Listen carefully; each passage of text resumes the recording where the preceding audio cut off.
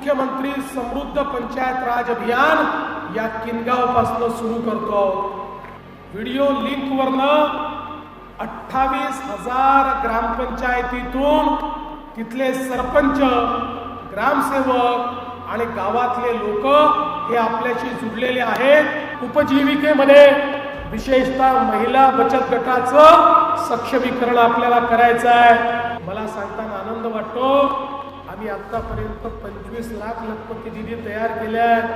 अजून 25 लाख या वर्षी तयार करणार आहोत आणि त्या सक्षमीकरणाची सुरुवात आपल्याला या अभियानामध्ये करायची आहे।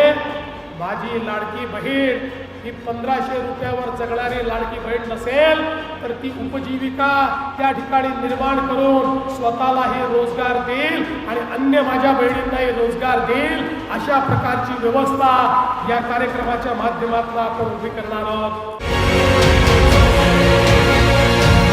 आणि ज्यांच्या हस्ते आज या राज्यस्तरीय अभियानाचा शुभारंभ होतोय ते राज्याचे मुख्यमंत्री आदरणीय देवेंद्र फडणवीस साहेब यांचं मी मनापासून स्वागत करतो। आपणही सगळ्यांनी एकदा जोरदार टाळ्या त्याचं स्वागत करूया। हे अभियान जोपर्यंत चालू आहे तोपर्यंत गावखेड्यातल्या प्रत्येक गावागावामध्ये पोहोचायचं, लोकांच्या सोबत राहून काम करायचं, अशा पद्धतीचा संकल्प आता आम्ही केलेला आहे।